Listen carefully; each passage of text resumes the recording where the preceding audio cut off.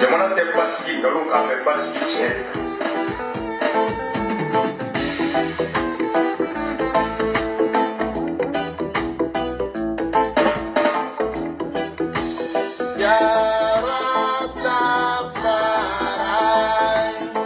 Original microphone soldat, derby on a mic.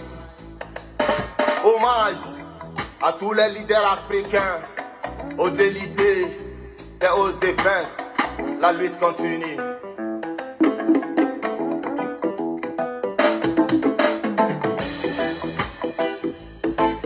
Batili, on bifo, rap Batili, soldat bifo, Batili. Batili, on bifo, rap Batili, on bifo, Batili. Olu koko kifo, mali muso koko bika. Olu koko kifo, mali cheba koko bika. Olu koko kifo, mali demisen ubika. Batili, ikana sira, Batili. Batili, on bifo, rap Batili, soldat bifo,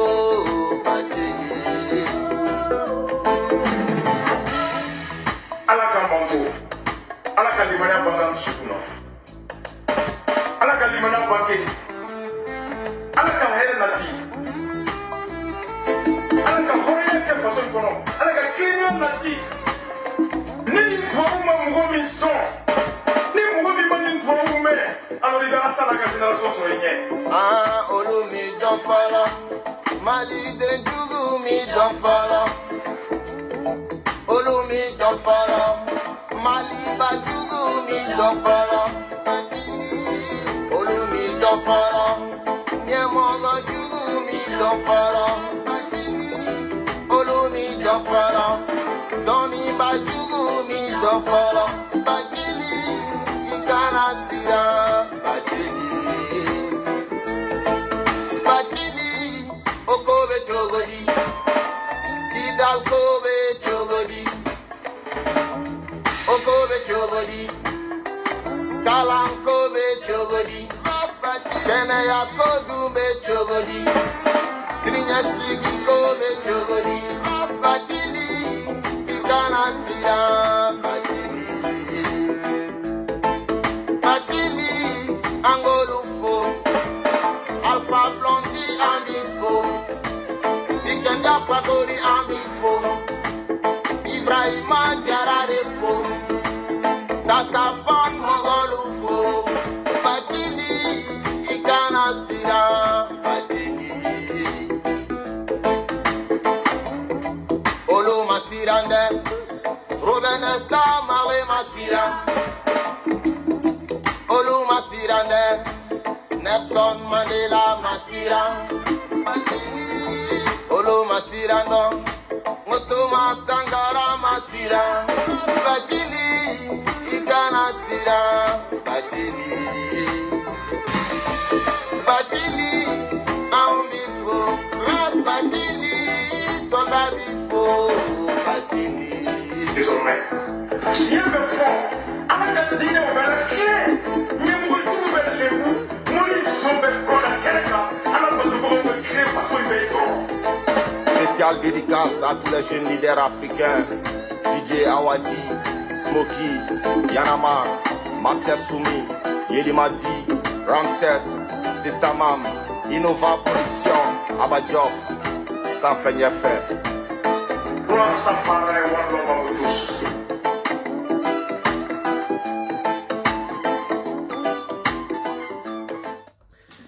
Salut Internet. Ka aw fo dante foli mina o sigiyɔrɔ mana kɛ yɔrɔ o yɔrɔ a bi caman ka foli b'aw ye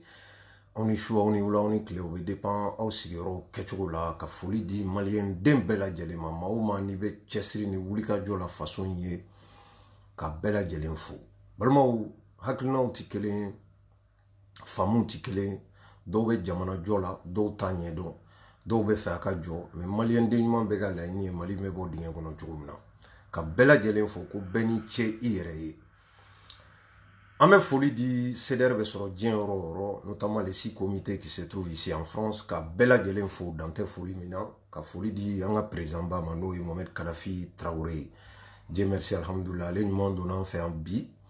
ka bɔ a ba ka sangafo la Mali la. An bɛ foli d'a ma, ala k'an fama ɲɔgɔnna wɛrɛ ma. Ka foli di sympathisant mɔgɔw ma n'o président Sidi Mohamed Diallo ye ani Kɔrɔ Jara, ka foli d'u ma k'u waleɲuman dɔn dan tɛ foli min na. Balimaw, incontournable, imperturbable, Jara Rastafari. Jama de bɛ kule ka mankan ci, mɔgɔw b'u ta fɔ, min b'a dɔn min t'a dɔn bɛɛ bɛ kule la. Jamakulu wɛrɛw fɛnɛ bɛ yen n'u ko ha olu bɛ kule ho, a ti faamu. C'est pas du tout évident pour les Maliens vraiment. Ni na i b'a senti k'a fɔ nous vraiment on a un problème. O problème tɛ dɔwɛrɛ ye. C'est-à-dire que inconscient o de ka ca Mali kɔnɔ, c'est-à-dire que maa minnu n'a sɔrɔla u bɛ Mali tafa na nafan dɔn. N'a ye foli di ale Rasbach ma depuis Bamako, an bɛ aw bɛɛ lajɛlen fɔ, aw minnu bɛ ka ne lajɛ en direct ani minnu n'a sɔrɔla u bɛna vidéo in lajɛ après, k'aw bɛɛ fɔ a ka cɛsiri ni wuli ka jɔ la. N balimaw, a kɛra fama ye dɔɔni mais ɲinan tɛ, parce que caman ka kumakɔrɔw bɛ yen nɔ olu bɛ fɔ n ko ni fiɲɛkolon wulila i b'i ɲɛma jɔ k'i hakili sigi. Après a bɛ tila ka bange bɛɛ ye kɛnɛba kan, saraka foyi t'a la. N balimaw, o kɔfɛ an bɛ foli di 100% kɔnɔmɔgɔ bɛɛ lajɛlen ma. Maa maa i bɛ 100% in kɔnɔ k'i fo k'i waleɲuman dɔn i ka cɛsiri ni wuli ka jɔ la dan tɛ foli mun na, ka gere cɛden bɛɛ fo. Maa o maa i bɛ vidéo kɛ au nom de Rasbach CDR, ka foli di a bɛɛ lajɛlen ma. N balimaw, bi n bɔra ka na kuma sympathisant Rasbach CDR, n bɛna kuma o kan. Ni sujet kunkuru minnu sɔrɔla n bolo ye actualité kɔnɔ ka se ka n da se olu ma. Sympathisant Rasbach CDR, balimaw, a sigira aw ɲɛna yan nɔ, aw yɛrɛ b'a kalama. A bɛ san 2 bɔ sympathisant fɔlɔ sigira. O sigili yan vraiment a ma dogo maa si la. Ko minnu bɔra olu kɔnɔna la aw yɛrɛ y'a ye. C'est-à-dire adamaden i tɔgɔ ko miiri, ala ye cerveau di bɛɛ lajɛlen ma. C'est-à-dire que an bɛ jɔ ɲɔgɔn ta la, c'est vrai cerveau ka bon ni ɲɔgɔn ye, mais n'i ye maa o maa ɲininka o b'a fɔ k'ale de bɛ fɛn dɔn, k'ale de bɛ kodɔn ni maaw ye. O sympathisant sigira a ma dogo aw la ka wariw fara ɲɔgɔn kan, wari min n'a dan ma dɔn da yɛrɛ tɛ se ka fɔ a la, ka maaw wele kɔrɔ ni tile bi fan bɛɛ fɛ ka wari fara ɲɔgɔn kan ka cu n'a wari ye. A ma dogo aw la dɛ. O kɛra o nɔ goni bɛɛ la, même pas 3 jours. C'est-à-dire que nin yɔrɔ la yan nɔ n bɛ Sidi Mohamed ni Kɔrɔ Jara fo. Kɔrɔ Jara a ye maaw fara ɲɔgɔn kan encore minnu déterminelen don, minnu cɛsirilen don, wulikajɔ min n'a b'u bolo n'a y'u la, a y'u fara ɲɔgɔn kan ka sympathisant kura sigi. O sympathisant kura sigira ka kalo 2 kɛ, kalo 3nan ka cotisation sarali daminɛ, n'o ye mois de septembre tɛmɛnen 2020. Bi an bɛ septembre fɛnɛ tɛmɛna 2021. Donc ça va faire 1 an et quelques jours. Sympathisant mɔgɔw commencera k'u ka cotisation sara. Sympathisant kura kɔrɔlen tɛ dɛ, wari min dunna ka ŋanamu o ko tɛ dɛ. Sympathisant kura sigilen Kɔrɔ Jara fɛ ka mɔgɔw k'a kɔnɔ minnu ye appel répond ka na ka cotiser o ni sisan cɛ san 1. Balimaw, o san 1 kɔnɔna la u sera ka wari min fara ɲɔgɔn kan $42,000 CFA la. O de fara ɲɔgɔn kan. Je dis bien $42,000,000. U sera k'o de fara ɲɔgɔn kan. Balimaw, terrain fɔlɔ ɲagaminen kɔfɛ,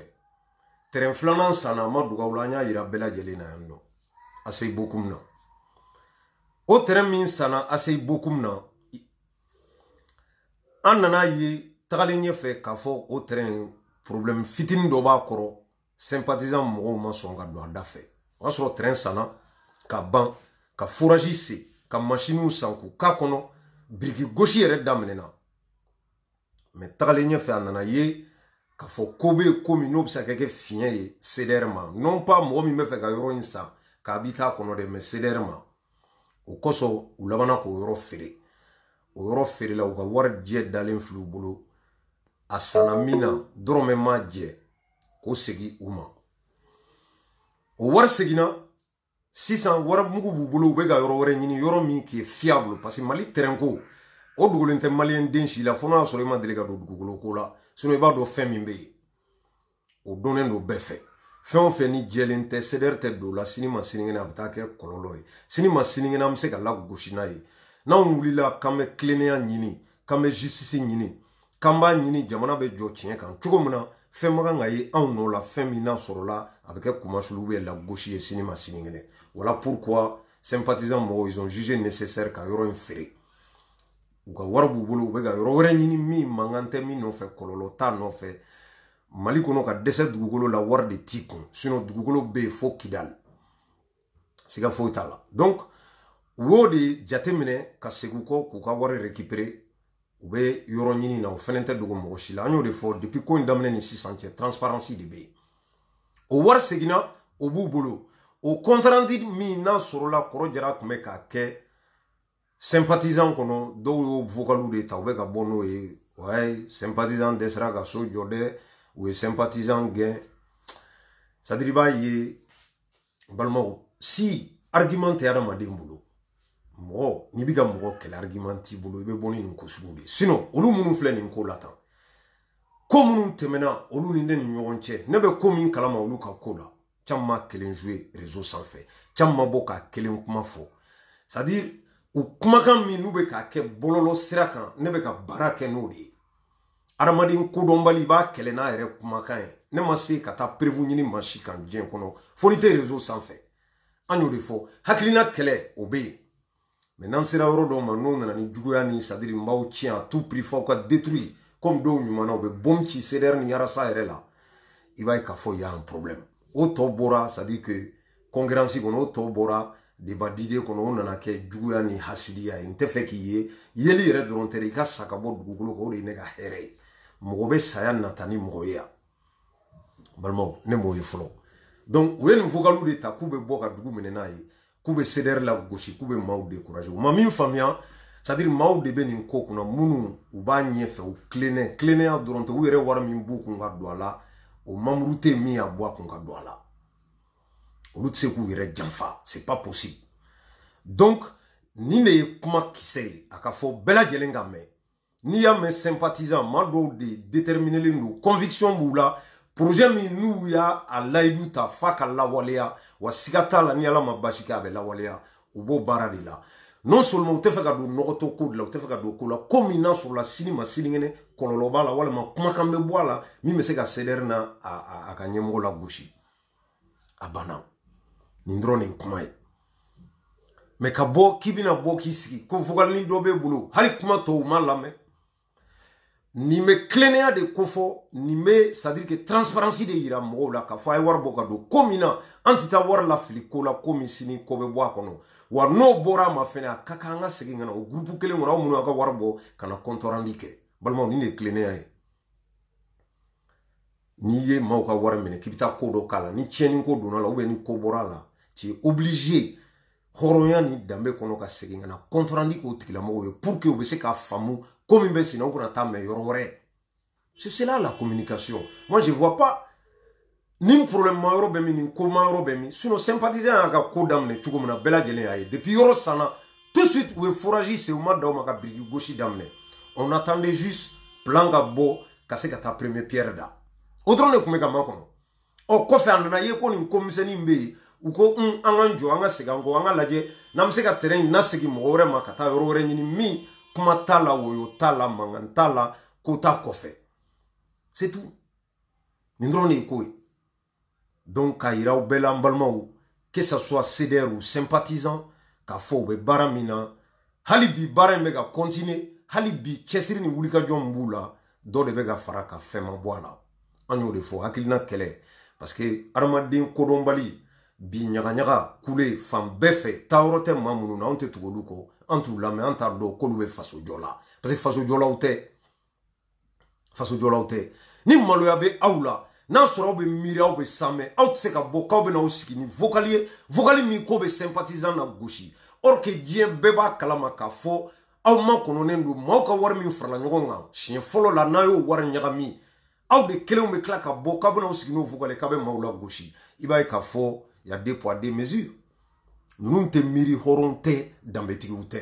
et tse ka mɔgɔw ka wari dun kɛnɛjalan ka prévoir l'appui fan bɛɛ fɛ ka tila ka bɔ ka n'i sigi k'i b'o tigila mɔgɔw la gosi c'est-à-dire a bɛ ka ɲinɛ a yɛrɛ ka kɛwale kɔ hɔrɔn kolonya ni danbentanya min b'u la u bɛ k'o da kɛnɛ kan u ma da o ma dɛ k'u bɛ tila u ye minnu ka wari ŋanamu k'u b'olu kɛlɛ balimaw juguya mana kɛ cogo cogo o de y'a to a bɛ fɔ mɔgɔ ni mɔgɔ ye kojugu k'i la c'est à dire que équitable diɲɛ kɔnɔ quoi ala yɛrɛ de y'a imposer hadamadenw kan hali ni maa ye tɛgɛ da i ɲɛ ka siɲɛ kelen k'i kana tɛmɛ siɲɛ kelen o kan n'i b'i ta sara balimaw maaw ka wari b'aw kɔnɔ aw ma tila o justice la fɔlɔ aw ma tila o reponi la aw tila k'a fɔ maaw ɲinɛna ou bien ko mɔgɔw y'aw to yen aw ma to yen aw tɛna to yen wa a bɛ juger fɛn bɛ minɛ don min n'a san n'a y'a ŋanamu wari minnu dunna a bɛ tila ka fɔnɔ ka labɔ o jɛlen n'u bɛɛ ma an da t'o la fɔlɔ an mago bɛ min na o ye anw ka ɲɛta o bɛ lasɔrɔ cogo di an bɛ se ka ɲɔgɔn fara ɲɔgɔn kan cogo di ka courage sɔrɔ ka se ka nin projet in lawaleya an b'o baara de la an ma sa aw ma fɔlɔ an ma presse aw ma tout est là preuve bɛɛ faralen don ɲɔgɔn kan olu yɛrɛ minnu bɛ nin kulo la u b'a dɔn cɔ ko min bɛ nin ko kɔfɛ aw de bɛ bɔ bi k'aw bɛ n'aw sigi k'aw bɛ na dɔ fɔ hadamadenw ma dɔrɔn parce que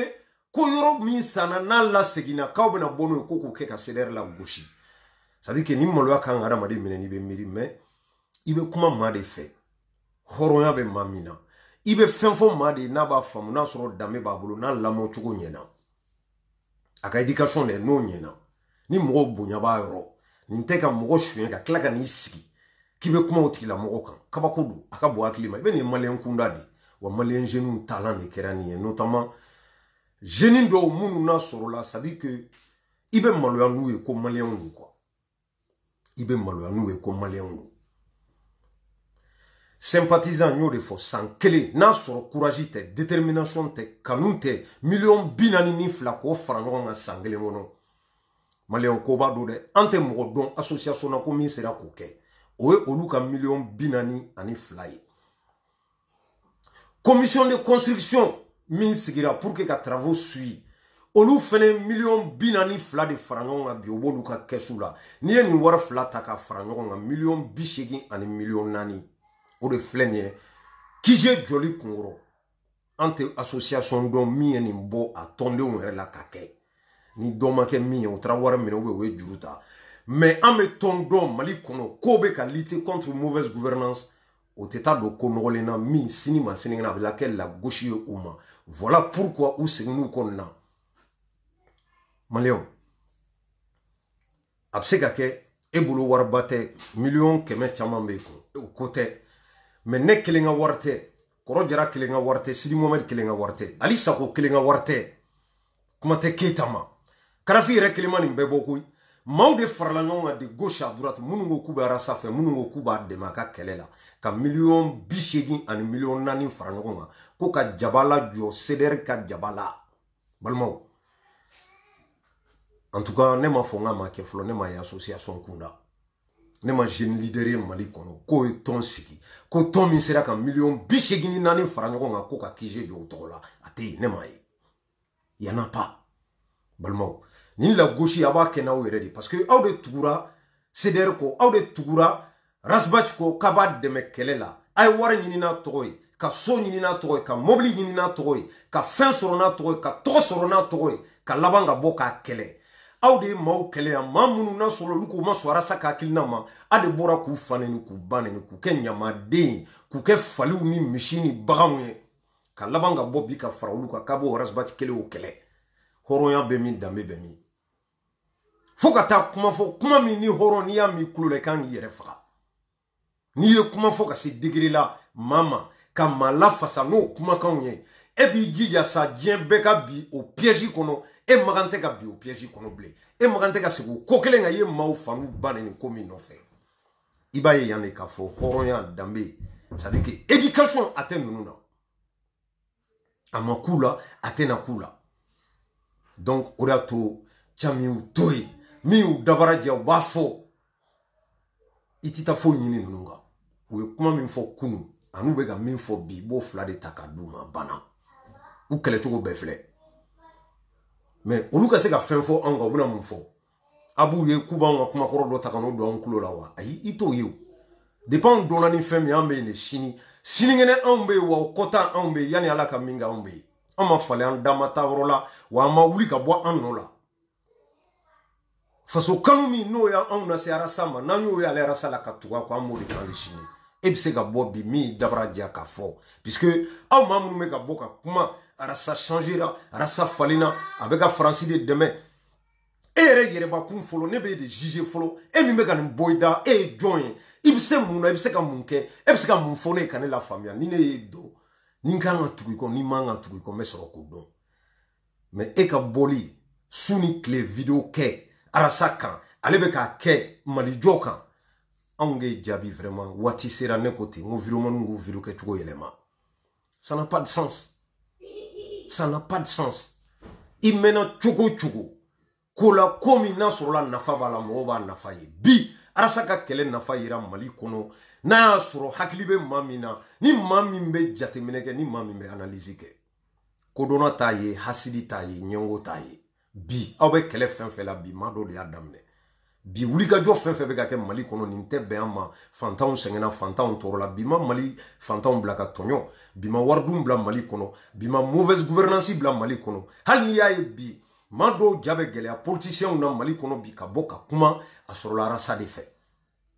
ale de liberté d'expression warakata mali kɔnɔ a ma d'aw ma dɛ ko ko dogolen don an na a bɔra k'a fɔ a bɛɛ lajɛlen ɲɛna kɛnɛ kan i ka jamana yɛrɛ bɛ ka taa tasira min fɛ bi faamaw yɛrɛ bɛ ka siran ka sonyɛni kɛ faamaw yɛrɛ bɛ u t'a dɔn bilen n'i ye ko kɛ n kan ka lase cogo min na a kelen tɛ min bɛ communication maîtriser y en a pas ale de nana bi avion ka san guerre min bɛ nord la Sorasiw ka wari ka dun Sorasiw tun bɛ condition mun na maliyɛn si ma k'a kungo ye compris les politiciens minnu kan ka jamana kunkanko ta ka taa n'a ye assemblée la ka ministres interpeller Mali armée binna ka se fo nin degré ma cɛ tɛ muso tɛ min nana bɔ ka n'i jɔ k'a fɔ maliyɛnw ɲɛna k'a fɔ a y'aw kɔlɔsi armée tɛ ka entretenir dɛ depuis Musa Traoré binna fo bi Mali armée sara a cɛ tɛ a muso tɛ min y'a kɛ ale de bɔra k'i jɔ don min arasa bɛ minɛ ka don kaso la ni Sorasiw nɔfɛ ka taa juger k'a ko Sorasiw ka wari tigɛra ka société san nin hakɛ la Sorasiw ka perdion bɛ ka tigɛ o don aw ma bɔ k'a fɔ k'a tɛ Sorasiw fɛ dɛ ayi cɛ si tɛ yen muso tɛ yen min bɔra k'i jɔ k'a t'u fɛ maliyɛnw i bɛ maliyɛn sugu dɔn yan de i b'a dɔn de k'a fɔ maliyɛn ye jɔn ye kɛlɛ min bɛɛ kɛra fo bi mun de bɛ arasa ma min fɔ mun bɛ yen Sorasiw minnu n'a sɔrɔ bin kɛr'u kan hali t'a kalama k'u ka wari bɛ ka tigɛ arasa de bɔra k'o kɛlɛ kɛ Faransi ko min bɛ ka fɔ bi ne tɛ mɔgɔ la Mali kɔnɔ min bɛna k'i bɛna Faransi défend moi je vois pas a tɛ yen mais tiɲɛ dɔw de bɛ yen o de kana dogo aw la arasa mago b'o yɔrɔ de la a kana na propagande de kɛ ka maaw hakili minɛ ka na kuma fɔ ka maaw la ɲagali k'u la galvaniser ka k'aw yɛrɛ kan si ni ne mago bɛ nin fɛn na n bɛ taa ko dɔ labɛn mɔgɔw ɲɛkɔrɔ pour que k'o ko sɔrɔ sinon n tɛ se k'a sɔrɔ directement mɔgɔw bɛ wuli k'u jɔ n'a cɛ nin kɛlɛ de bɛ Mali kɔnɔ ne y'o de fɔ hali n'a sɔrɔ bi fɛn minnu bɛ ka kɛ parce que nkalon fanga mana bonya ni jama cayara nkalon fan fɛ bilahi ni m'i kɔlɔsi i bɛ taa ji o fɛ dɛ cogo di c'est très simple yalimaw depuis nin kɛlɛ ninnu daminɛna n'an bɛ liti la anw tɛ kegunya ten sa an tɛ jateminɛ kɛ ten non pas parce que ko dɔw bɛ yen maliyɛn dɔw bɛ yen olu bɛ transition contre la dɔw bɛ yen olu de b'a fɛ n'i kulela ni transition ye k'a majan o kɔrɔ ye k'i b'a fɛ mais n'i ye ko fɔ ko mun bɛ t'u défaveur la e y'u jugu de e tɛ fɛ Mali ka jɔ nin jugement in tant que aw ma nin bila on n'avance pas Mali mana tiɲɛ bi a tɛ tiɲɛ Sorasiw ye koyi a bɛ tiɲɛ maliyɛn den bɛɛ de Mali mana ɲɛ a tɛ ɲɛ Sorasiw dɔrɔn a bɛ ɲɛ maliyɛn den bɛɛ de a ɲɛcogo ɲuman anw b'o de ɲini anw ka laɲini y'o de ye anw bɛ fɛ a ka ɲɛ de maliyɛnw mais ni ko min fɔra n'o ma diya ye o kɔrɔ tɛ mɔgɔ bɛ Sorasiw contre la o kɔrɔ tɛ mɔgɔ bɛ fɛ transition in ka tiɲɛ non n'a tiɲɛna a tɛ ɲɛ parce que kɛlɛ kun bɛɛ ye jumɛn ye lutter contre mauvaise gouvernance o de y'an se yan o de y'an se yan aw ka bɔ ka dugu minɛ ko M5 maliyɛnw mɔgɔ dɔw de ye kɛlɛ daminɛ dɛ o don e kun tɛ se ka kuma anw tɛ dɔn ko diplôme b'e bolo n'i bɛna fɔ an ye k'a fɔ k'e kalanna ko k'i intellectuel ye anw t'o dɔn cɛ fɛn fɛn bɛ yen bi muso fɛn fɛn bɛ yen bi k'i bɛ dɔn ko activiste ya ye dɔ de la o ye jɔn Rasbach saraka t'a la ale de bɔra ni nin bɛɛ ye ka na nin bɛɛ ɲɛfɔ mɔgɔw ye ka na mɔgɔw ka droit ɲini cogo bɛɛ f'u ye ka tila tuguni a ma siran a ma yɔgɔyɔgɔ ka na kumakan min n'a sɔrɔla maliyɛnw bɛ fɛ k'a fɔ mais a fɔda t'u bolo bi n'aw nana k'aw b'o kɛ fasodenjugu ye k'o tɛ Mali fɛ o bɛ ka Faransi de dɛmɛ e min y'i ka kasa kuru ka États-Unis magɛn i dɛsɛra ka kɛlɛ kɛ i n'i ka diplôme bolila de i dɛsɛra cogo Mali kɔnɔ ka bɔ ka fantanw ka kɛlɛ kɛ ka bɔ bime ka kɛ minnu ka k'olu ka kɛlɛ kɛ i digi fo États-Unis anw de saki ta Mali la k'an digi fo France yan ka boli gɛlɛya ɲɛsiran kɔsɔ ka n'an da yan maa min tora yen ka tila ka bɔ ka kuma fɔ kuma min e wolola n'a ye i ma deli ka mɛn k'i kɔrɔbaya k'i ka saki ta k'i digi ko Mali tɛ jɔ n'a ka d'u ye u bɛɛ ka sa maaw de sɔrɔla minnu ye nin fɔ bi olu de bɛ ka wuli ko Arasa ye fasoden jugu ye ko Arasa tɛ Mali ɲɛlen fɛ a bɛ ka Faransi de dɛmɛ e de ka nafa bɛ Faransi Arasa tɛ i bɛ maa fɛn fɛn supporter la bi a bɛɛ tɛmɛna Faransi yan fɛ Arasa fana bɛ tɛmɛ yan fɛ de k'a mago dilan a banna sinon ale sigilen don Mali la a ka denbaya tɛ a den tɛ a muso tɛ yan a yɛrɛ sigilen tɛ yan dɔrɔmɛ kelen o tɛ bɔ yan ko bɛ taa di Arasa ma k'a bɛ ka balo n'o ye ayi o tɛ yen e de bɛ ka balo yan e de bɛ ka appartement sara yan e de bɛ ka impôt sara yan e de bɛ ka furakɛ yan ale tɛ dɛ n'i ko patriote engagé Arasa do ka tɛmɛ ka bila cɛ o cɛ bɛ kɔfɛ a siga ka n'i minɛ sinon maaw bɛ gɛlɛya la taa far'u kan i ka gɛlɛya kɛ i k'u ka kɛlɛ kɛ an b'o de dɔn ɔ n'o tɛ f'i bɛ bɔ min dabara jan ka n'i sigi écran ɲɛfɛ k'a fɔ nous on s'en fout de toi Assimi cɛ tɛ CDR kɔnɔ min b'a contre la bilahi a tɛ yen o mɔgɔ tɛ yen sɔrɔsiw ko tɛ maa si tɛ yen min bɛ sɔrɔsiw contre la kuma dɔw de fɔra ko dɔw de kɛra olu de bɛ ɲɛfɔ fɛn dɔw de bɛ a kana dogo an na bagabaga c'est-à-dire ani propagande o de ka dabila jamana jɔ la n'a bɛ jɔ a ka jɔ tiɲɛ kan Maliyɛnw hélicoptère 4 kɛnɛkan da la dɛ prévoir l'appui u nana n'o de ye c'est à saluer u bɛ fɔ mun na parce que i b'a ye yan de ko Mali binna jamana kuru kara jamana kuturu mɔgɔ miliyɔn 20 Mali depuis 60 fo bi indépendance an nana fo kana se nin san hakɛ ma hélicoptère 4 de sanna maa dɔw bɛ pan ka puruti ni tɛgɛrɛ fɔlaw de la k'a kɛ i b'a fɔ non c'est à dire que Mali kɛra irisi-la de ye e cɛ hélicoptère joli bɛ Tchad bolo joli bɛ Niger bolo joli bɛ Sénégal bolo joli bɛ Côte d'Ivoire bolo n'i y'anw ye ka tɛgɛrɛ fɔ ko Ras Touré ɲɔgɔn tɛ communicati la c'est que juge ntanya de b'an na n'i y'a ye ka tɛgɛrɛ fɔ ko hélicoptère 4 c'est que fɛn de tɛ yen kɛnɛ kan a ka d'an bɛɛ ye kɛnɛ kan n'i ye kɛnɛ kan da la mais n'i analyse kɛ ka don au profond i b'i makun quoi parce que ne ye ko dɔn ka sɔrɔ miki caman bɛ Mali bolo miki 22 la u bɛ wuli ka yɛlɛ sanfɛ ka Mali drapeau dɛsɛ miki Berdem Moussa Traoré y'a fɔ ala ka hinɛ la a ka procès la Berdem o joli tun bɛ Mali bolo anw y'o y'an ɲɛ la a ma fɔ anw ye dɛ an y'a ye de Berdem an y'a ye Mali kɔnɔ bi hélicoptère 4 an bɛ pan ka puruti ni tɛgɛrɛ fɔ la o la maintenant qu'est-ce qu'il faut retenir c'est bien Sadio Kamara est en question moi je peux dire bravo à lui parce que kuma kana caya baara ka kɛ a ka mission de do quoi il doit le faire il est en train de faire a banna ça dit que tubabu bɛ nin de fɔ quoi n'a ye n'i taara tubabu b'i furakɛ sans que a k'i ɲininka ko ni ko la ou bien ka lɛn k'i la ou bien k'i négliger un exemple an minnu n'an bɔra kɔfɛ ka na tellement a bɛ balan na an b'a fɔ ah nin dɔgɔtɔrɔ il est gentil hein i bɛ se k'a fɔ a ye ko merci monsieur a b'a ko non c'est mon boulot je ne fais que mon travail k'ale ka baara de do a ma foyi kɛ a y'a ka baara de kɛ ça veut dire que ale mago tɛ la quoi a mago bɛ min na dɔrɔn a ye fɛn min kalan ka se k'a lawaleya a ka réussir o bɛ jamana de jɔ ah tiɲɛ yɛrɛ la ni nin bana sugu in minɛ n'i nana Faransi ka nin hôpital la a banaw b'a furakɛ olu mago b'u ka palmarès la ka jamana tɔgɔ sankɔrɔta ka jamana lawuli k'a lajɔ k'a bila bɛɛ lajɛlen ɲɛfɛ o bɛ lɔgɔcila la o bɛ falibolila la o bɛ sɛnɛkɛla la o bɛ bureau kɔnɔ baarakɛla la voilà pourquoi Occident taara k'anw dan mais nous on est là à féliciter les gens parce qu'à kɔngɔ de b'an na an t'a dɔn k'a bɛ yen k'a fɔ ko juge tilennenba Mali kɔnɔ n'i y'a ye i bɛ tɛgɛrɛ fɔ an ye tɛgɛrɛ fɔ yan Maliki kun ka sɔn ninnu kun bi Aras Touré bɛ yen a bɛ ka min kɛ a ka di bɛɛ ye a bɛɛ mun na parce que mɔgɔw tɛmɛna olu kɔfɛ minnu ma sɔn k'a kɛ o ma k'u kungo ye voilà pourquoi an bɛ tɛgɛrɛ fɔ ɔ bi ni ninnu hélicoptère 4 san ko don an bolo bi parce que an bɛ situation min kɔnɔ mais au fond n'i y'a se an man ka ɲagali ni nin ye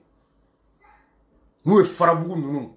Moti sécurisé sisan an bɛ wuli dunu ni bala ta k'a fɔ parce que olu minɛlen don n'u ye Kayi bingani ban an bɛ wuli ka bala ni dunu ta k'a fɔ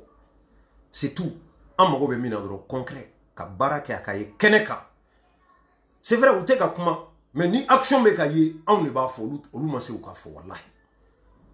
mais ne bɛ min ɲini Mali politiciens fɛ politicien a bɛɛ lajɛlen Mali transition minnu m'an kunna bi sɔrɔsiw a y'aw jija a ka réseaux sociaux a ka maîtriser ye mun ye a y'aw jija a kana vidéomaniw recruter parce que maa mana na o ka vidéomani b'a d'a ma a ka publication kɛla la b'a d'a ma u bɛ to jelibaya de la parce que mun bɛ na ni nin ye kɔngɔ de bɛ Mali la baara tɛ yen jeunes tɛ foyi la jagoya u b'u balan sugɛli ɲɔgɔn tɛ yen k'a sɔrɔ kunun olu de tun bɛ ka sugɛli fana ba nin dɛ mais bi u bɛ kule n'a tɔgɔ ye k'u yɛrɛ lakodɔn réseau kan ka prêt ka taa kaso la sugɛli defani kama juste ka se ka dɔ sɔrɔ ka dun a banna sinon minnu bɛ fɛ jamana in ka jɔ olu bɛ ka baara kɛ mɔgɔw b'a ye minnu qui sont là u bɛ ka transition dɛmɛ moi j'ai pas de problème avec eux il y a pas de souci u bɛ k'u ka hakilina de défend et je les encourage mais kana kɛ réseau kan ka dɔw qualifier k'u kɛ fasoden jugu ye ka dɔw qualifier k'olu kɛ fasoden ɲumanw ye c'est là où il y a un problème non je suis désolé c'est pas comme ça il va falloir qu'an ka bɔ nin kɔnɔ n'a sɔrɔ an ye faamu kɛ dɛ an ka bɔ nin kɔnɔ an ka na vraiment jamana bɛ jɔ cogo min na an ka taa n'o taasira ye c'est juste ça ni mɔgɔ n'i y'a bila i ka baara la i b'a surveiller de ka kɔlɔsi ka pression k'a ka baara in ka se ka kɛ ka ɲɛ CDR b'o baara de la CDR tɛ mɔgɔ contre la dɛ ayi Assimi mana réussi billahi o de ka d'anw yɛrɛ parce que Mali de bɛ réussi Assimi yɛrɛ a fɔ a ka kuma kɔnɔ ko n'ale échouera ko jeunesse bɛɛ échouera ça veut dire quoi o kɔrɔ ye jeunesse bɛɛ ka fara ale kan ka se k'a dɛmɛ n'a ye ɲuman kɛ o ka fɔ mais n'a ye ko kɛ n'a ma ɲɛ o fɛnɛ ka fɔ kuma in y'o résumé dɔrɔn y'o de ye ɔ ni min kɛra n'o ma ɲɛ ou bien ni min bɛ dogo la n'u bɔ kɛra n'o ye k'o fɔ aw ka qualification olu mɔgɔw ma k'a fɔ k'olu tɛ Assimi fɛ u b'a juguya la c'est là où vraiment il y a un problème o de y'a to a b'a ala lakɔlɔsi caman ka vision kɛra jumɛn ye n y'o de fɔ depuis fort longtemps ngaw kana kɛ ni maa min bɔra k'a fɔ arasa nin fɔ ne ma jɛ n'a ye dɛ a kana bɔ k'u fanu banni n'aw bɛ se a y'u la faamuya n'aw tɛ se a y'u to avec le temps peut-être ils vont comprendre ou bien hali o yɛrɛ la u ma sɔn mais sini arasa bɛna ko dɔ kɛ u bɛ sɔn o ma u bɛ tugu a kɔ donc bi an b'o waati de kɔnɔ hali bi maa minnu bɛ yen n'u bɛ k'u yɛrɛ kɛ c'est à dire que transition dɛmɛbagaba ye a y'aw kɔlɔsi a ka fɔta n'aw ka kɛta la sinon minnu bɛ ka promotion kɛ k'u yɛrɛ kɛ acteur baw y'a ɲɛfɛ activiste kirikara ninnu minnu bɛ yen ils ont fait quoi u tun bɛ min dɔw tun bɛ yen n'i tun ye suma la tɔgɔ fɔ dɔrɔn u bɛ muru ta u b'a don i kɔnɔ bi olu kɛra b'a fɔ non olu yɛrɛ u bɛ IRD de la gosi o mɔgɔw bɛ yen bi dɔw bɛ yen ayi olu ka mentor kɛra Sugɛli de ye mais faut que an ka bila an kun na nin yɔrɔ la yan nɔ président ka Guinéen ka président n b'a fɔ a ye kuma min fɔ Jɛmɛ ni Dunu ni fan club de c'est-à-dire que soutien karisa dɛ k'ale t'a la a y'a fɔ ka da min kan wala nin yɔrɔ de filɛ an filɛ o de kɔnɔ toujours i bɛ maa dɔw de ka groupe dɔ fara ɲɔgɔn kan ko soutien karisa il faut arrêter donc balimaw nin yɔrɔ de don ka se ka bɔ ka kuma fɔ a ka se k'a faamuya min ye Kawujum ye n bɛ den m'o fɔ a ye c'est vrai que Kawujum an bɛɛ b'a dɔn réseau nin sanfɛ mais Kawujum à un moment donné il faut que k'i tafan yira mɔgɔw la i k'a dɔn i bɛ min fɛ quoi parce que a ti faamu e tɛ se ka kɛ Assimi fɛ ko ɲɔgɔn tɛ yen jamana jɔla don bɛɛ ka tugu a kɔ pendant ce temps a ye maa min ta n'o ye premier ministre ye n'o ye Sugɛli Kokala Mayiga ye e bɛ k'o la gosi e b'a la k'o gɛn k'o ka bɔ premier ministre an m'an si kɛ gɛnni na parce que o fana politique dɔ de ye pour ka transition prolonger Kawujum ka nin takitigi y'o de ye sinon moi je vois pas en quoi e bɛ se ka sɔn Assimi na Assimi ni nin bɛ ka baara kɛ ɲɔgɔn fɛ n'a ɲɛna Sugɛli bolo Assimi de b'a tɔgɔ duman ta n'a tiɲɛna bolo ale de b'a tɔgɔ jugu ta parce que ale de ye coup d'état kɛ ɔ ne bɛ Assimi dɛmɛ a bɛ ɲɛ cogo min na i b'o de kɛ i bɛ solution de di Sugɛli ma e bɛ Sugɛli dɛmɛ de a ka réussir non pas ka Sugɛli combattre donc n'i ko ko non k'a ka bɔ premier ministre de la mɔgɔ wɛrɛ ka na o ye de ka temps perdu maliyɛn denw ma hali jusqu'à présent ça n'a pas de sens o de y'a to i tafan ma faamu karisa dɛsɛra depuis kuma jɛ bɛ nin kuma ninnu de la donc jɔn de bɛna se finalement est-ce que c'est pas à un moment donné fɛnɛ k'i yɛrɛ fɛnɛ bila en cause k'a fɔ e bɛ ka nin kumakan mun fɔ a bɛ segin Assimi de ma i tɛ ka Assimi dɛmɛ i bɛ ka Assimi la gosi de parce que n'i ko ko nin fɛnɛ dɛsɛra Assimi de y'a ta ka danaya da kan k'a bila baara la quel qu'en soit a ka ɲi a man ɲi résultat o bɛna dɔn o tɛ dogo mɔgɔ la wa an bɛna ye an b'a juger n'a kan ka fɔ a ka ɲi a bɛ fɔ n'a man ka fɔ k'a man ɲi i bɛ se k'o fɔ mais non pas ka bɔ ka na k'a fɔ ko nin k'a bila mɔgɔ wɛrɛ kan na o ye de ka su ko maliyɛnw na hali bi parce que coup d'état ni sisan cɛ gouvernement ɲɛnama yɛrɛ ka sigi min n'an sɔrɔla a ma yɔgɔyɔgɔ an ma sɔrɔ fɔlɔ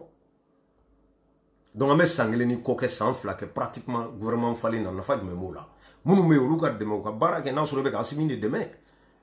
donc Kawujum i kɔlɔsi olu kuma ninnu na kosɛbɛ i ka jateminɛ kɛ Donc, Chougel beta, il be la gauche, la 91. Mbalma, on a fait nos défauts. Ah, on me parle proutini, kuma ou la kafoko, 91, moroku, beka boy, beka farade, c'est-à-dire où les jamana inchi, certes, à bête, mami, jamana inchi la quand nous club beto, yamboudon. C'est vrai, c'est une réalité. Ou tu sais qu'on y est raboudon. Mais à dire qu'à foli, nous nous laissons un bon malijola, et bien en joint. Et bien en joint. Non. Mo tseka malien do qualifié na so we ko de ke komina manye mais bona daloué ou ka non mene comme do no be ga mene bi mais non pas dire que lugu c'est mo faso jola parce que ko jamana tiena ka olu de to fanga la non adobe o make ministre re we kele ke we fonge me o make ministre donc mo ki kolosho lu kuma suko nunu na quoi ça dire mali me ro na bi ibeni mawde kule la ko malien nga frango ga transition de ma en même moment où we ka boka mado bruja ko lu ke jamana de njuwe ça colle pas. Ça colle pas. Il va me critiquer avec kuma min fo ni dalubi bolo ka kuma ko karibo ke na soro dalubi bolo ka bo kana mo do ka kuma ko karni kargima boy ko ke mais non pas kana do qualifier ko ka patridier kana ere ke ça dire que digne fils du Mali ça dire que est des patriotes vrais mais non je suis désolé c'est pas comme ça en même Mali johan ay famunge wallahi hélicoptère nunu nana jara malien dembe mais ni a bi ka tegere fo se ka antanya de do John mena bolu formation kera folo odona ne kuma do fo anu mo do we ne woli ko ne mango kuma fo kone ko ko ni be révolution ke il faut être intelligent mali mo be mo woli kibe mo jila gini kuma la o ne ka hakilina de o ne ka famuni ne ko munu ya ni leçon tirée moi j'aime bien ce que Touré Thomas Sankara on n'en parle pas mo e kele ka Afrique a tchekelente nete min fait. Mais est-ce qu'ils étaient vraiment intelligents qu'à ce degré d'homme? Parce que nous analysons que fanga be mogo la katemika ibe faka mogo kele ni ma kele ni fere ni bora kuma be kuma la ni olufo et que iba tiki shuka blaila wa ete na sala be seila. Donc non seulement un munu jigi dans les méga on jigi beteke pour que quelqu'un ait un soro ça va être problème mais si tu es intelligent et kono iba don choka photo bu be ga tasira min ta Afrique sekere tasira nyana mate ne be fe ko kele kanani ça dit que solution nyana mai ibo ke chugodi intelligemment ne ni drone fo hali dadis nye exemple ta Guinée on dadis ka ngoni dadis kun nana dogola meka kuma kan munu fo ka la walia ka sura ma kuma kan fo nyama sura kumbe ni drone mais ka boka kule min kadi mo kule ko fo ango meka tegere fo ko au final ante fo so ne te doula ne to tegere fo nto jeme fo nto bala fo bana anyan shike an kata président ne kumbe Mali Bamako c'est noir report kele inay ka Mali ri djube fenfe be gidrona la ka be pentri ka ke jemay ka boka e drapeau ta ka shika kule ka klenga kule en retard do una ku yere mien jamana ko a fenfe na président fenfe na ka Moussa Traoré to ta ko de une cheku la boka belfa bi aboro la mo te bode warde be sarakara madina boka ta mo kumbe. Je vous donne juste un exemple. Nasoro Chougel Nali ministère primature mo wele ko ka boko ka ta mo kumbe ka ta mo sara ku ke ka sotrama fa ka tout la joka Chougel kumbe muna kay kuma kan do fo balmo il est là pour ça na jagelera ka fen fo fen min kan fo mais il assume allez de comme responsable donc akanga nous faut il est payé pour ça kele iba dajoma o don avion hélicoptère nani minana ni Sadio Camara bora choufe somara jonari do choufe nta do ka boka ta lukumbe aéroport là balmo jama ma wole ka ta ayi hal na nya video do we o sérieux mais ama jama wole de ama fo ko avion na boka dununi balata ka fo non dans un bon nous kumbeli en dabla africain ninte koye quoi ay kumbeli redi dabla ka boka jama boka ta mo kumbe faut arrêter wallahi nyele balia dama temaka muna kata kuleni mo do ka kuma do fo mais il est là pour ça ne bolo ni transition inale Chougel nale ma fo bon eta ka train de vie anga diminuer anga do bo ala war munu to munu me fra fra ngo ngabe wodo datugo o kuma te fo million biolon vlan duru ou rega kuma betadi a kelente train de vie ça katkati blebele munu bolo nu be ga circuler kono awlu firaga mobili mo Thomas Sankara neke ka bo Mercedes kono kana R5 là a wati c'est ce qu'il a fait et ta ka train de vie ka se ka diminuer ka ce niveau là niveau mina sur là ça dit que wara munu me soro o waru la o be se ka wo wɛrɛ datugu a ye baara fɛn fɛn kɛ a y'a kɛ ni budget national de ye a tila bɛɛ Thomas Sankara économie ka kɛ dɔrɔn donc n balimaw nin ye kuma ye dɔrɔn min n'a sɔrɔ n b'a fɔ maaw ye maa minnu n'olu bɛ ka CDR ta k'o kɛ transition jugu ye ka sɔrɔ an tɛ jugu ye nin y'o explication ye ka di vocal minnu n'a bɛ ka circuler maaw bolo minnu les oiseaux de bon coin c'est à dire que taa yɔrɔ tɛ maa minnu na bi n'u kɛmɛ ka t'u daga Sugɛli da la a kungo de i m'a ye a Sugɛli bɛ buruja cogo c'est à dire que les alliés de circonstance olu de filɛ ɲɔgɔn bolo k'u bɛ taa Sugɛli dɛmɛ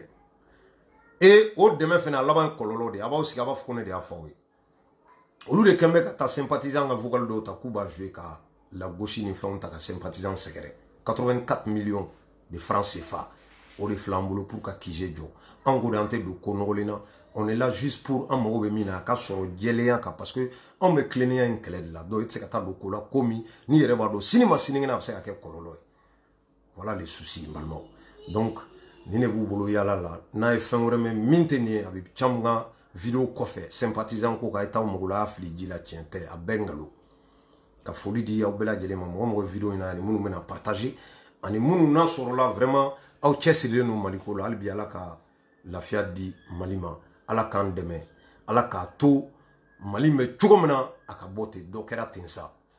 c'est-à-dire il va falloir que an ka ɲɛsin Mali ma quoi intérêt ko ninnu ni bukan propagande ninnu an ka dabila a tɛ jamana jɔ wallahi ni y'an faga an bɛ ka dɔ fɔ minnu ma ko 91 de bi anw de filɛ o baara la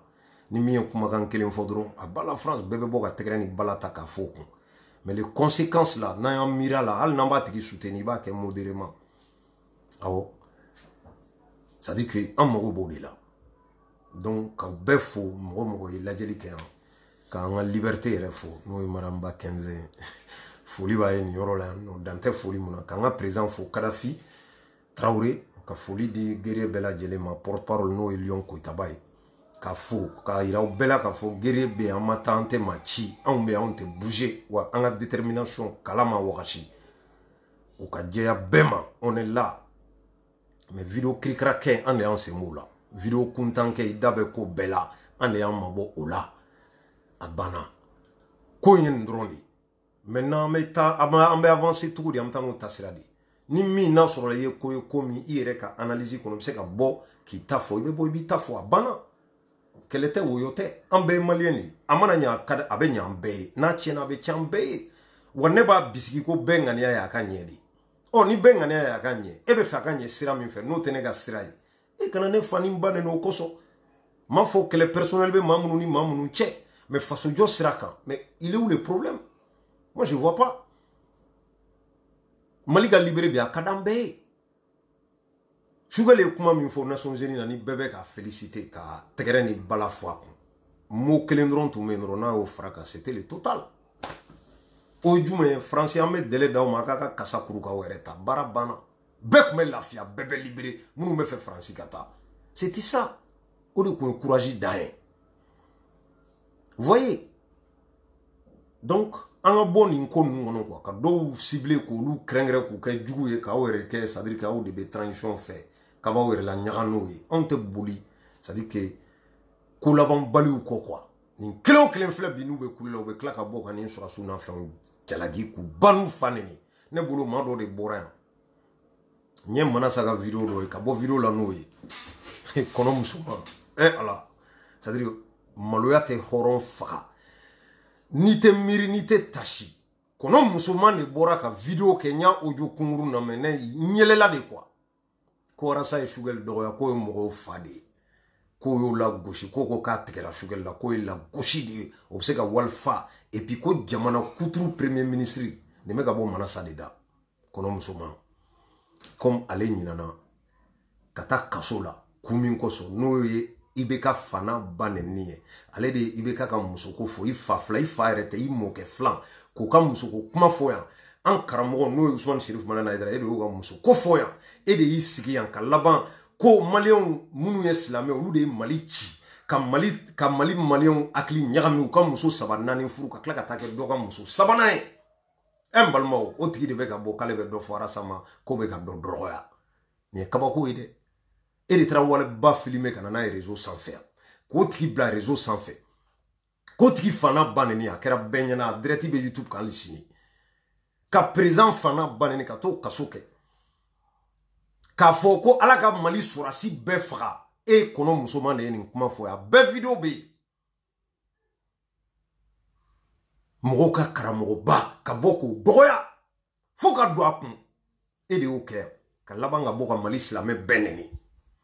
ka tila ka t'o contraire kɛ ko muso caman furu ko ma fɔ yɔrɔ si ala m'o fɔ silamɛw de nan'o don mɔgɔw kun na ɔ ka laban ka taa kɛ dɔ ka muso sabanan ye kɔnɔ musoman masa jabaru o de bɛ tila ka bɔ k'a bɛna sigi k'a bɛ dɔ fɔ arasa ma ko arasa bɛ ka mɔgɔw dɔgɔya n tɛ kabako ye c'est-à-dire a kelen o kelen bɛ yen ne tigɛr'u la o de y'a to n tɛ k'u jaabi quoi parce que u bɛ kumakan minnu fɔ kun o de bɛ k'u minɛ yɔrɔ ne y'a fa o ye n ko ni mɔgɔ delila fa delila ka hadamaden minɛ n'a furakɛra n ko ne t'i jaabi n'i ye kuma o kuma fɔ a bɛ bɛn ne caman ma n ɲɛ bɛ lalomaba dɔw fɛnɛ sigilen na fatɔkɔrɔ manamanakan fɔ la olu de ye diɲɛ kuma sugu bɛɛ fɔ yan ni n bɔra arasa kɔ a bɛ nin video in mara dɛ caman bɛ ka nin video min kɛ n tɛ n fa den ye n tɛ n ba den ye dɔw de y'o fɔ yan dɔw de ko k'olu ye sagajigi mɔnɛ ye lahiya yɛrɛ dɔw de y'o kuma fɔ yan bi olu de bɛ kule la ko ka bɔm ci arasa la ko ka arasa faga ka bɔ yen nin kelen o kelen kuma na a y'u kumakanw lamɛn dɛ a bɛɛ bɛ réseau sanfɛ wa yanni diɲɛ wuli cɛ a bɛ don aw kulo la a bɛ sa n'a ye aw de y'a fɔ ne ka kuma tɛ nin kuma sugu ma bɔ ne da aw de y'a fɔ yan aw de bɛ tila ka bɔ k'a bɛna dɔ jalaki k'o bɛ ka nin kɛ c'est à dire ka suyɛni kɛ n'i sigi k'i bɛ zon na gosi ni kuma yɛrɛ banna quoi ka bɔ suyɛni kɛyɔrɔ la ka n'i sigi ekran na k'i bɛ mɔgɔw ladi k'u kana suyɛni kɛ k'a man ɲi i tigɛlen don i yɛrɛ la anw tɛ dɛ an ka tigɛ i la o ye kuma de ye mais e yɛrɛ tigɛlen don i yɛrɛ la bilaha kelen o kelen bɛ ka kuma a bɛɛ tigɛlen don a yɛrɛ la moi je peux pas comprendre ces gens là o ye kuma minnu fɔ bi k'u bɛ n'o contraire fɔ don o don wa maaw bɛ sɔrɔ minnu bɛ k'olu tanu han i ye maliyɛn ka c'est à dire que ɲɛɛlɛbaliya ye i ye maliyɛn ka kodɔnbaliya ye a dɔw dɛ i y'a ye yan olu de nin bɛɛ fɔ ɔ o de y'a to ne y'a fɔ n ko bubula ala ka yafa ma quoi un vieux qui doit donner l'exemple aux jeunes celui qui est là matin midi et soir à commenter les gens qui sont volés l'argent des gens et tu es bien informé de tout a ka bɔ hakili ma ne ka bɔ denw bɛ ne bolo u kɔrɔbayalen ko ne bɛna maa dɔ encourager suyɛni na ne den mana suyɛni kɛ a tɛ diya ne ye o de y'a to ne jiginna bubula la sinon n t'a dɔgɔya n ka dɔgɔya mɔgɔ yɛrɛ tɛ ne ma éduqué ten c'est un grand frère c'est un grand frère ne t'a dɔgɔya mais avec un maa minnu soutenir c'est des voleurs arnaqueurs impolis c'est-à-dire que u mago b'u sigi kɛnɛjalan kan ka maaw fanu ba neni dɔw de bɛ n'olu majamu caman ka problème bɛ nin yɔrɔ dɔrɔn de la i bɛna mɔgɔ encourager mɔgɔ minnu n'a sɔrɔ la u ka baara ye suyɛni ni arnaque ye c'est cela an balimaw nin dɔrɔn de ye kuma ye ɔ n'olu bɔra k'u bɛ dɔ fɔ bi arasa ma ou bien ka dɔ fɔ CDR ni sympathisant ma an bɛ yɛlɛ de parce que u minɛlan b'an bolo on n'a pas besoin d'aller chercher ailleurs hein. Tout ce qu'ils ont dit dans le passé là bɛɛ bɛ réseau sanfɛ dɔw yɛrɛ bɛ ɲini ko fo ka taa tɛsiyaden de kɛ n'i tɛ ɲamaden n'a sɔrɔ c'est à dire que i bɛ ka cɛ min wele ko i fa ye n'i yɛrɛ fa don tigitigi k'i ka t'o vérifier ko pour que i k'o don dɔrɔn i ka don CDR kɔnɔ ka bɔ dɔ ko yɛrɛ ko n'i arasa kɛlɛ k'i ba ye tori wolo bi o tigilamɔgɔw de bɛ ka arasa kɛlɛ caman tɛ caman ma nin fɔ aw ma nin fɔ olu de y'a fɔ o kelenw de bɛ ka bɔ bi ka tila k'o ko sina kɛ bɛɛ ɲɛna kɛnɛ kan wa cɛkɔrɔbaw de bɛ yen musokɔrɔbaw de bɛ olu de bɛ ka wuli k'olu fɛnɛ dɛmɛ o la comme si c'est à dire que u bɛ ka min kɛ n'olu denw bɛ o dɔgɔnin y'a kɛ n'a bɛ diya u ye quoi o de y'a to n ye duwawu don n ko ala k'aw den kɛ ninnu ye n'a sɔrɔla k'a fɔ u bɛ min kɛ aw yɛrɛ b'a dɔn tigitigi tiɲɛ don fasojɔlaw don dɛ aw de y'a fɔ ne m'a fɔ dɛ ne ka fasojɔlaw tɛ mais comme aw ka fasojɔlaw don erew don starw don a y'a kɛ ala ni kira kɔsɔn caman bɛ duwawu mun kɛ a ka amina laminɛ ala k'aw den kɛ kɔnɔ cɛman ni kɔnɔ musoman ni kɔnɔ ku ani fatɔkɛba ye ala k'aw denw k'u ye n y'a ɲini ala fɛ ala k'aw dɔgɔninw k'u ye a b'a bɛɛ amina laminɛ n'a sɔrɔ aw hakili aw dusukun y'a minɛ a b'a fɔ mais billahi a cɛ tɛ a muso tɛ yen min bɛ tɛgɛrɛ fɔ la k'o bɛna fɔ ko amina a tɛ yen ka da mun kan parce que u b'a dɔn cɔ an bɛ ninnu suguro ka tɛgɛrɛ ni bala ni jɛmɛ f'u ye u bɛ ko kuntan kɛ min na ka dɔ ɲagarala bɔ ka dimi don dɔ la a tɛ ka dimi don mɔgɔ la a bɛ k'aw ka hɔrɔn kolonya de yira dimi bɛ don ne la ka da mun de kan ne ɲɛ t'o la o je vois pas i bɛ dimi don ne la ni mun ye ne faden t'i ye an tɛ so kelen kɔnɔ an tɛ somɔgɔ kelen ye foyi maliyɛnya de y'an se ɲɔgɔn ma ne mago jumɛn bɛ ka ko la moi je vois pas i bɛ dimi don joona au cas où il fallait un billet ou concurrence ni mogodoche. Non, il y a rien de tout ça. Malien a échangé, ala ni kira kama a échangé. Ay boni mina kono. Ite fin fait ngania ire, ite fin fait nini ire. Ala fait kana nyesi mogorema.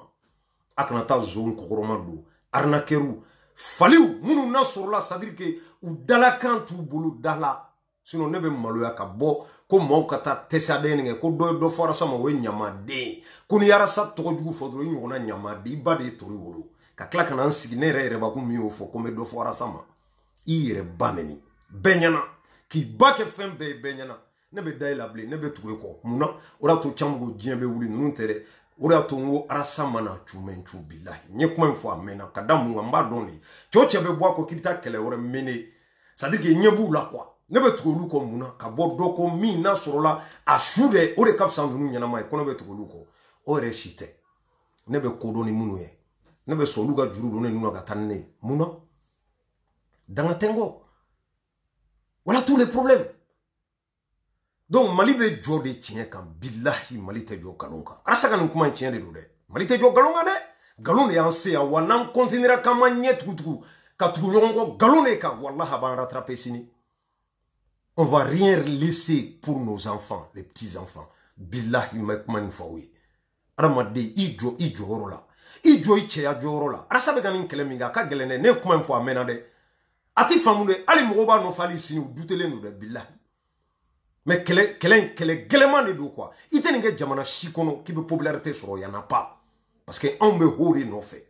bikari ame tuku bide no fe mami me kan klokro man fode sini ave wolo bonel ame klaka ta kashi sini on préfère ça ka tekere ni balani jeme ta utiki la mogoye mi me ka sini irana ko kele ante réfléchi al ni nebe nunu deme make modérément